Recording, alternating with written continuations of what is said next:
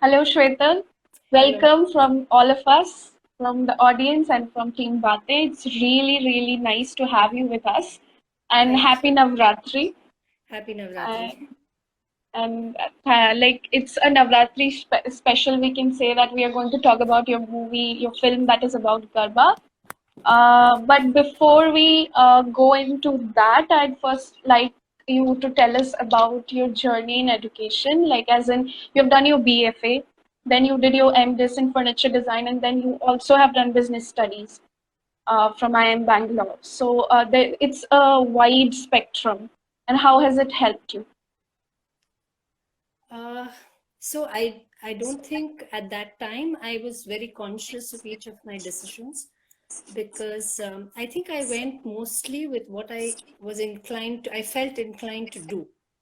So I remember even for my bachelor's, when I went for the open test at the Faculty of Fine Arts, we gave all the tests. We had to give everything, for applied arts, painting, sculpture, everything.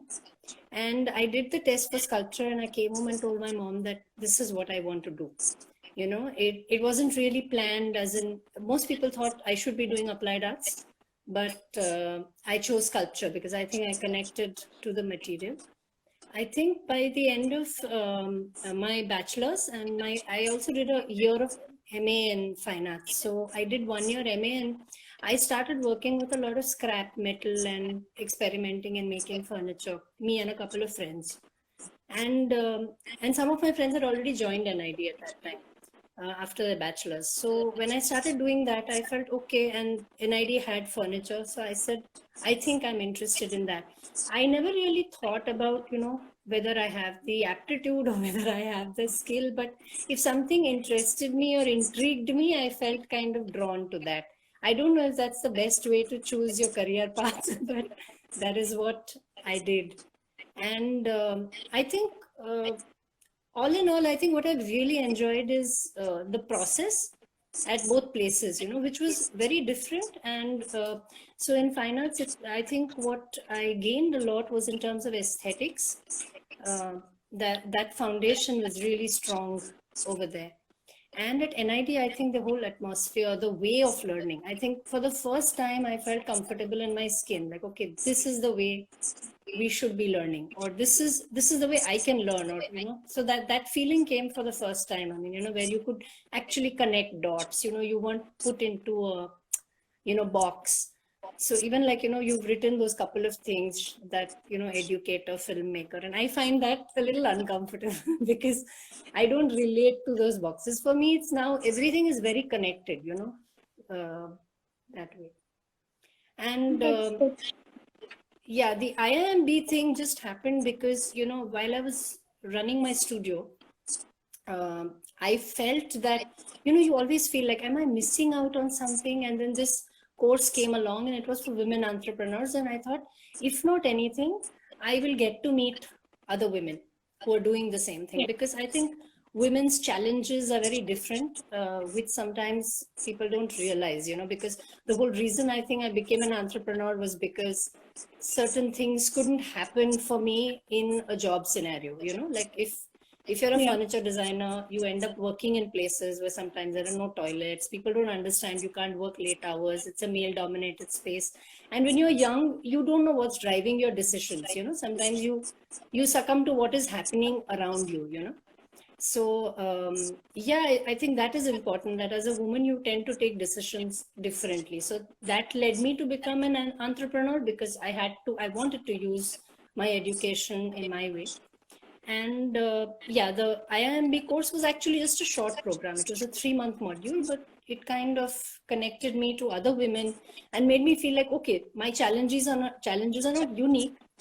It's something that a lot of women deal with, and that empowers you in many ways. So, So am I you audible? had, yeah, yeah, you're clearly audible. Yeah, I can hear you well. So Yeah, I was wondering, like, you had Fodomi before you joined the IMB program, right? yeah, yeah. Yeah. Okay. So can you just tell us briefly about your journey with Fodomi? So Fodomi is Shwetal's studio, design studio, and they work around ceramics and a lot of architecture and jewelry stuff. So can you tell us about your journey? Yeah, so mainly it was with copper and glass, not ceramics. Actually, a friend of Sorry, mine, sorry. I Yeah. think she's here with us on the live. She's a ceramic designer, and we both started the studio together. Yeah. I think our impetus to start the studio was very similar. You know, not having the right opportunities to work, not having conducive environments to work, and still wanting to express, do our thing in our own way. And we felt like, you know, if we kind of at least share space, you know, fight some battles together, it'll be easier. So that is how it started. Copper enameling is something I started doing while I was in Faculty of Fine Arts in a, you know, one of the fairs. We have a fair every 2 years. That is where I started doing it, and it's something I really enjoyed doing. So I thought, why not? This is a medium that I can control within my space. See, because even as a furniture designer, you know, the other option is to start doing interiors and things like that. Yeah. And again, over there were a lot of challenges that I was facing, because I think I already had my son by that time. So for me to go for many hours outside, you know, deal with so many vendors, do things, I felt I wanted to take things easy, at least have something within my space. So that's how Photomy happened. So Yeah. So before I move ahead into the filmmaking part, hello, can you hear me? yes, I can. Yeah, yeah, because yeah, you kind of buffered for a second. Yeah. Mm. So I just wanted to ask, like, you do not really have any formal training in filmmaking, as much as my knowledge goes. Yeah. Mm. So how did you take yourself up and go about making this? This is more than an hour-long film. This is a huge project. So how did you find yourself in that spot that you had the force behind you to go about it and just do it and do it in such a beautiful way? Slight bit of ignorance is very good. I think I'm a bit foolhardy. I also have very supportive people around me. My family, my my parents, my brothers, my husband, everyone supports, or rather enjoys my madness. At least have. They're very clear. They tell me I'm mad, but they. So when I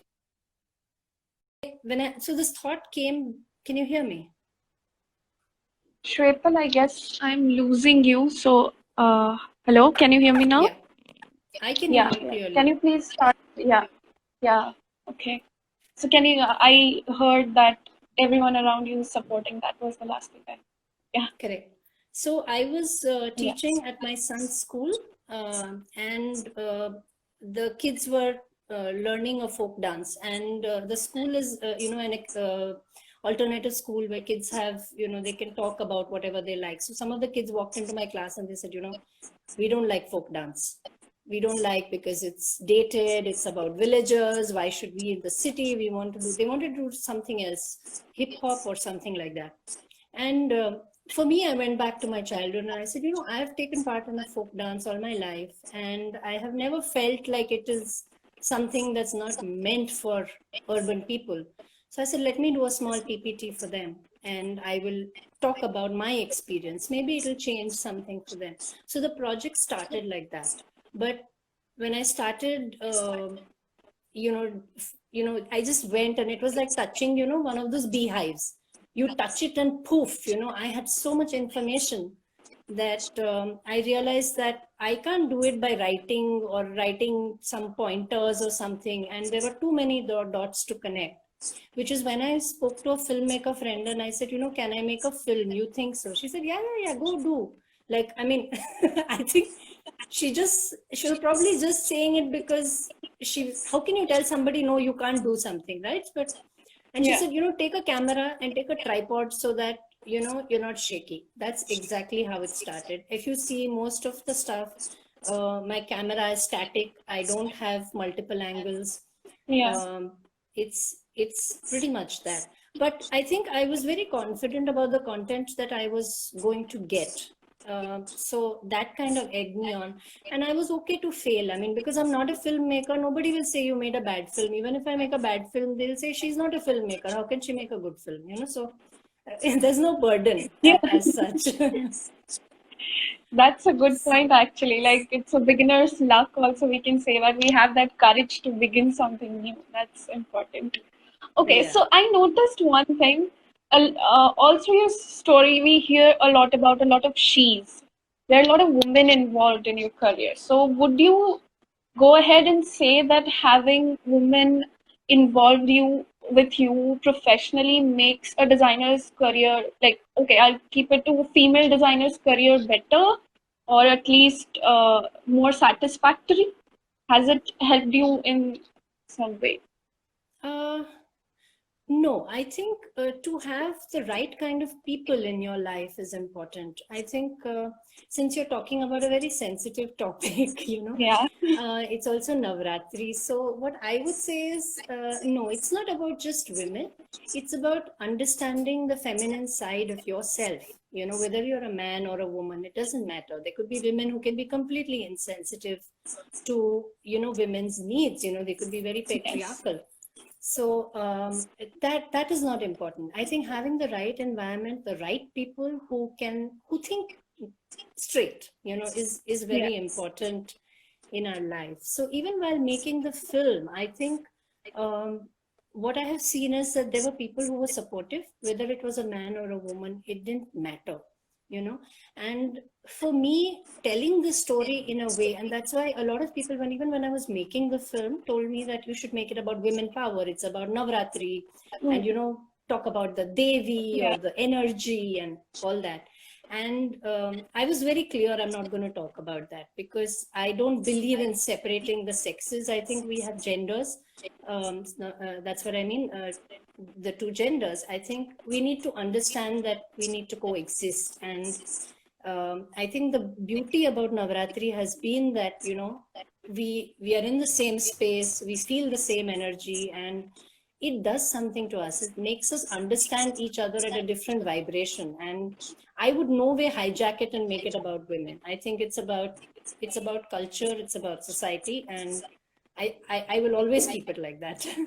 Yeah, that's really beautifully said. So, here also, like, I saw in the film that there are there are experts who think that it should remain the way it has, like a very conservative approach towards it. There are people who are welcoming change.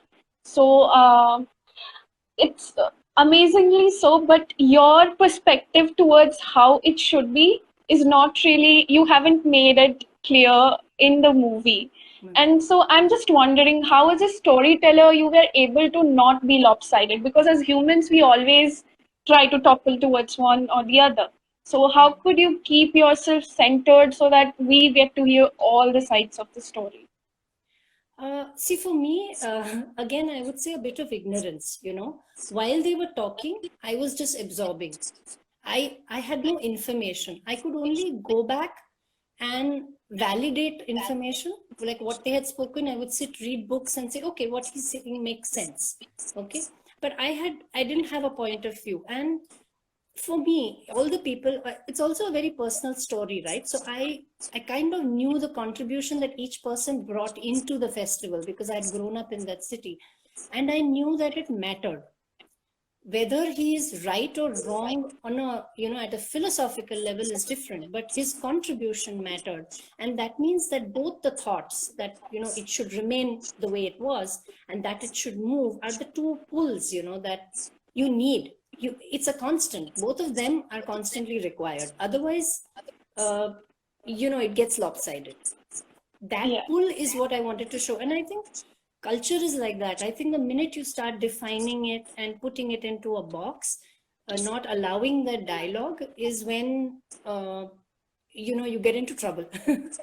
You get into trouble. And sometimes, as filmmakers, a lot of filmmakers told me that you should have a point to make, but I didn't. I wanted people to draw their own point, and that was Yeah. the only point I was making. Yeah, the motive of the film is so clear, and it's beautiful how I get to make my opinion after hearing everything. It's amazing. And one more thing is, I do not belong to Gujarat. Like, a lot of people Yes. who will watch the film do Hmm. not, and it will give you such a wide uh, array of knowledge about Garba. It's lovely. Like I went back to my days in first year of NID where I had experienced Garba. So talking about Thank it, you. so do you remember anything about like some memorable moments from NID or NID Garba time, which kind of inspired you as well? Uh, so for me, it was a continuation from doing Garba in Baroda to coming to NID, and it was a continuation of that. The thing that I realized was that doing on the lawns was a lot of fun. Not the lawns, but the lawns behind. And Hmm. yeah, I think I even sang Garbas a couple of times. Like I sang over there because Oh, that's in amazing. NID, I think at least at that time, there were people who used to come from outside to sing. Yeah, And even now. even now, right? But in fine arts, the alumni sits and sings. So I know that me and this other friend of mine, Ranjit, I don't know if Valerie was also there. Valerie is the one who was with me in Bangalore also. I think some of us sat and we sang some of the garbas that we knew from there. And we realized that we sound really bad on the mic, but anyway, we had fun. Yeah, the fun So counts. that is what, Yeah. yeah. Also, you told that you are trained in some folk dance. Like, I caught up in the conversation. You were learning some folk dance. No, I have been trained in Yeah. classical, Bharatnatyam and Okay. Kathak. Okay. I have done Kathak for 5 years and Bharatnatyam again for 5 years. Again, it was one of those things, my Kathak teacher passed away and I could not continue. And then I found a good teacher. She used to teach Bharatnatyam. So I said, okay, I will learn that. So that, and it's sometimes when you're young, there's a class that's nearby. So you go to that class. Yeah. So that is how I have learned the Yeah. thing. So, And I that's think what. Yeah. no, Please no, no. continue.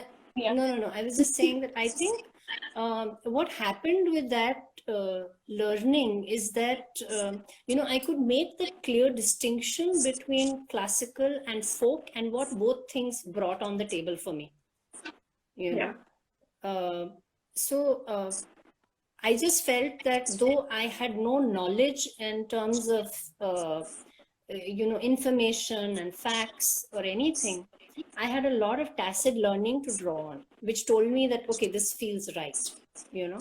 So I just felt, okay, I can manage that much, and I had to just be true to that thought. I was going to exactly ask that like, has it helped you in making the film? But you have answered my question already. Uh, so one more thing, moving away, before we move away from the film, actually, I really like to tell our audience where they can watch the film. If it's Yeah, so available the on. film is actually available on Book My Show, and on my Insta ID, I also have a link where they can click and they can do. Unfortunately, Book My Show has made like like a Vaishno Devi Yatra to book the ticket. It's given 15 steps for you to click put your email 3 times and all that. But if you go through that, you will reach my film. And yeah, I hope you do because again, so for me, as I said, I'm not a filmmaker. I think I'm more of a cultural enthusiast, and I have tied up with other people who are also doing good work, and we're people who are putting their energy, their money into doing good research. So there is Imbue, that is a design a firm and a platform for design in UK, which is bringing crafts and from India, not crafts, designs from India and all over the world. There is another Roots to Roots. So there is a charity for children, two charities for children, Aura and Srutashwini, and there is a We Care, which works for street animals, urban street animals, and rescuing them. So, and these are people who work on their own, and I felt that we need to generate funds to do our work, because sometimes, as I said, my film doesn't have a clear definition, and to fund a project which is not clearly defined is a little difficult. So this is a journey on my own where I'm still doing more research on the same subject. And for me to do that, it'll be nice if people watch the film and, I generate Yeah. some funds for more work. So, do you have any plans of taking this film forward in any form? Uh, Not really, the film, I mean, in the sense, of course, I will take it forward, but I don't have a definite plan.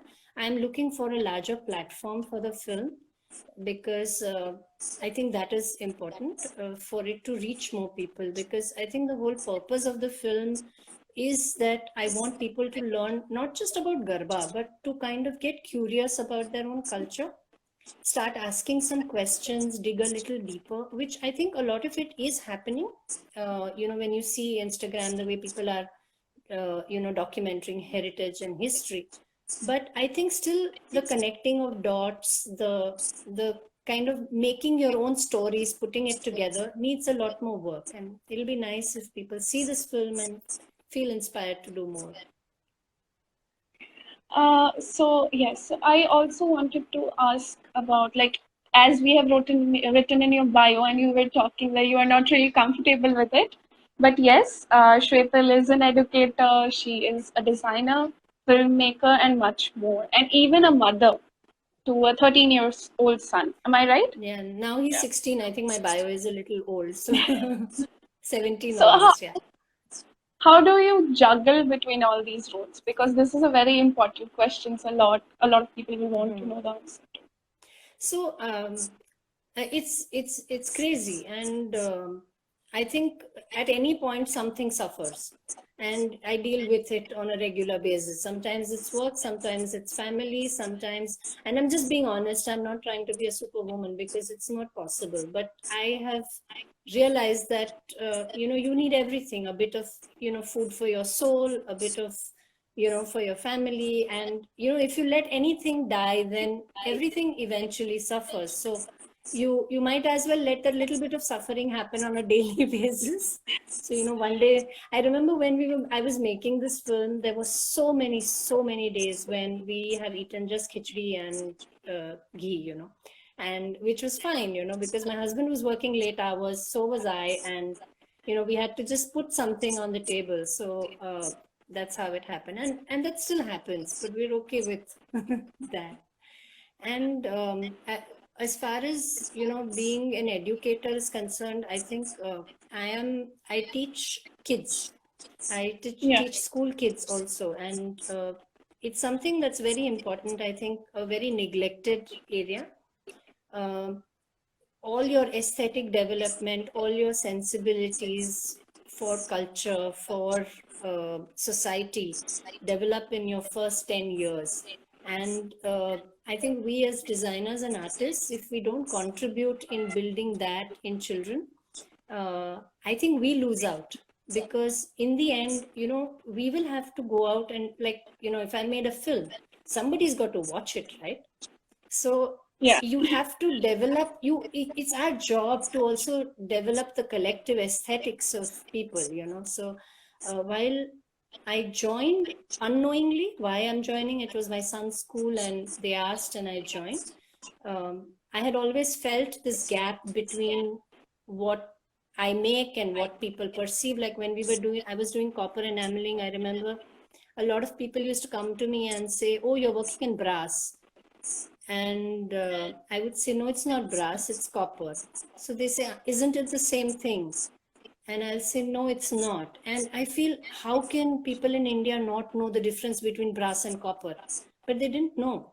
They would look at laminate and say it's wood because, in furniture. And I used to wonder, like, how our education has not allowed us to see material, or, I mean, we are so removed from basics which are going to not just, I mean, if I'm even a customer to buy furniture, if somebody shows me laminate and says it's wood, and it's a loss for me, and we should be worried about it. But I think as designers we can go and educate people on, and I think sensitizing children is the best way, because then they grow up to be adults. At a college level and all, you are working with people who are already who already got molded into something.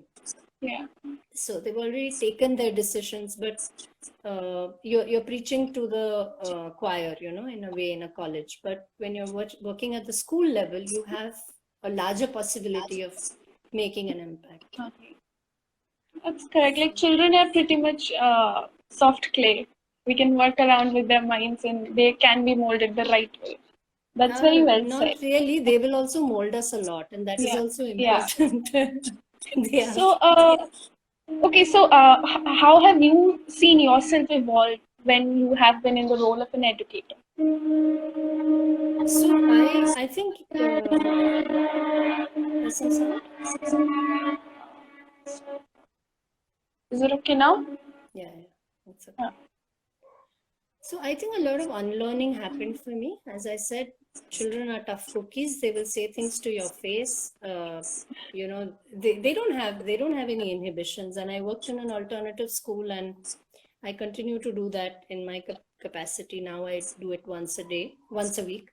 So a lot of unlearning for me, even in terms of aesthetics, because you go through two big institutions like Faculty of Fine Arts, MSU Baroda, and NID. You have certain do's and don'ts in your head about material should look this way, it should be treated this way, and all that. And I could see myself loosen up because they'd come with so much excitement, and I remember once a kid came to me and he said, "Auntie, I've found a magic stone, it colors red from one side and gray from another if you scratch it." I was very fascinated, and I went and he showed me, it was a piece of brick which had cement on one side. And he Okay. was drawing with both, and he was drawing on the floor. And those kind of things, you realize that you can learn a lot from them, open up about materials and things Lovely. like that. It's lovely. So you talked about having been in two very big, huge institutions who have a name of their own, a standing of their own. A lot of our listeners will, I am sure, come from similar educational background. One graduation big, another master's that is even bigger. So I like when you pass through such institutions after you become a professional, do you think there's a burden on you that you have to live up to that in all your work? Does that weigh you down sometimes? Does I it think it stop you did. from? Yeah. I think it did in the beginning, till you realize that no one cares. It reaches a point, uh, and then you start realizing what you really learned. Because initially, when you move out, you are only thinking of the sensibilities in terms of the external things. I think the whole thing about design process and all that starts seeping in much later, when you start doing things differently. And I think a lot of things also hit you in hindsight, that okay, this is what they were trying to say. It seemed Okay. different when we were learning it, but it seems very different after you start doing it. And I remember once I was doing folding furniture project in my furniture thing with GU, and it was 48 degrees in the afternoon, and he had come to see my work, and I had not gone for the holidays because I wanted to redesign my folding. I had got a complete, but I still wanted to redesign it. So he came and he saw it, and he said, in our country, there are a lot of people who don't have food to eat, so you should not take it too seriously. Furniture is not required. He said it in his broken English, which has that hint of Gujarati. And I was like, okay. And, that comes back to me many times, So when I feel burdened, I always think like, do what you think is right, and it'll eventually pan out. So. That's a very important perspective. Actually, we all creators need to Yeah. have an eye on. So we talked about culture, how it's important for kids to have a notion of their culture. Also, I just wanted to talk about as a creator yourself. I know it's sensitive to ask, but what do you think? What is your perspective of the contemporary youth population? Where are they headed to? Do you think we are going back to embracing our culture? Are we leaving it far behind? What do you think? Where is this leading to? So again, my view is very fluid, on this, because I don't think there is not anything to leave behind or take forward. We are the culture. Yeah. Oh, Okay, that's it's lovely. me. We are the culture. There is no back and forth. We should not think of past as culture. Whatever we think and make of it today, and this is not something that, these are not my views. This is what I've started understanding after making the film, after talking to so many people.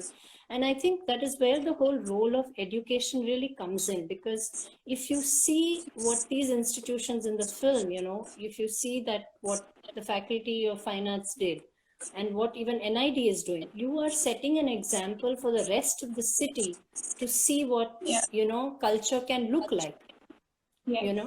And that is the design intervention in culture that I wish we should be doing. And each of us is, defining it in our own way. So I wouldn't say this generation, that I do not believe in doing that, because that's like putting a baggage on somebody, because they are only doing what, we have given them all these apps and phones and gadgets and all that.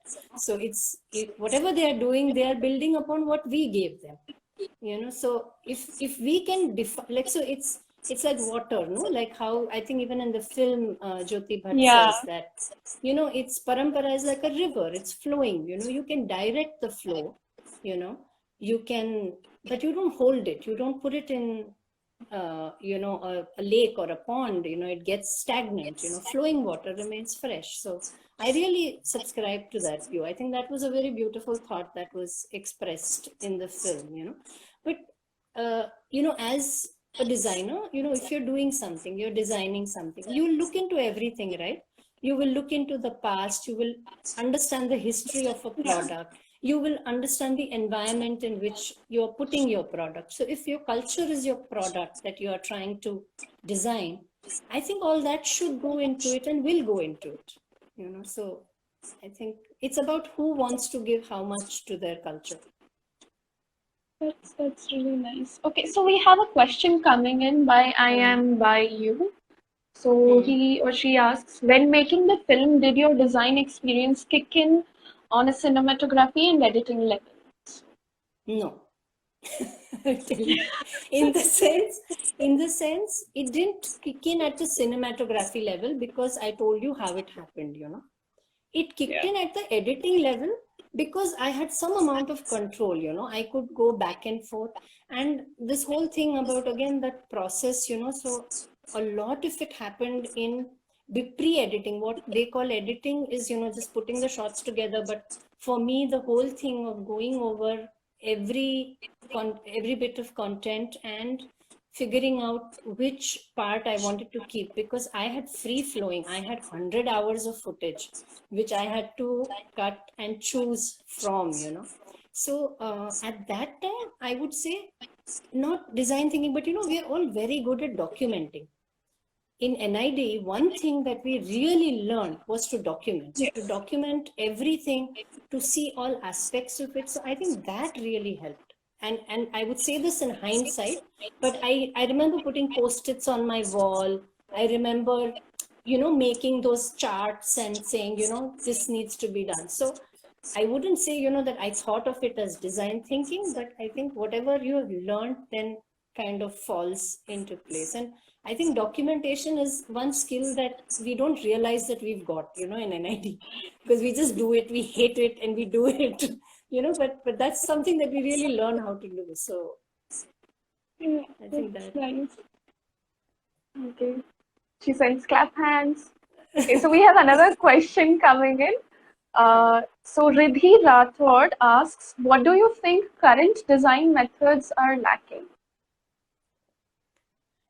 I'm not somebody who can say anything of this, but from some of my experiences, I feel that the current generation feels very dependent and feels little hindered with the information in front of them. See, information can be very daunting, can be very scary.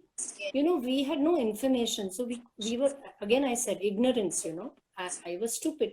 But I can see that if my son wants to make a film, he can find so much information on the net.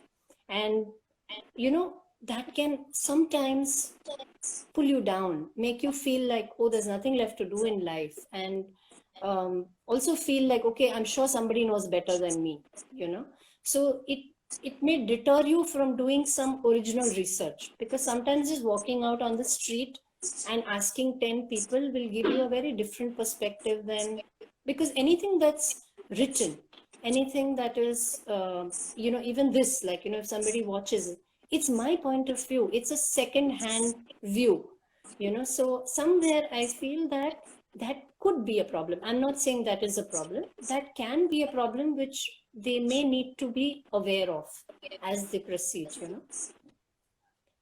That's my experience with kids I have taught at NID, or even older kids in the school, that I feel that inhibition comes in with information.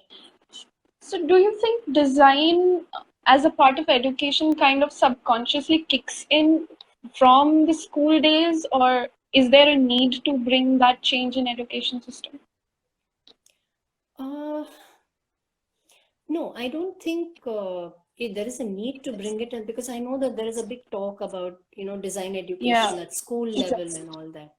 I think an introduction to crafts and our local skills is far more important, because they encompass everything. They encompass your aesthetics. They bring in, sensitivity to culture. They bring in skills, a lot of those things, and it is something that they can interact with a skilled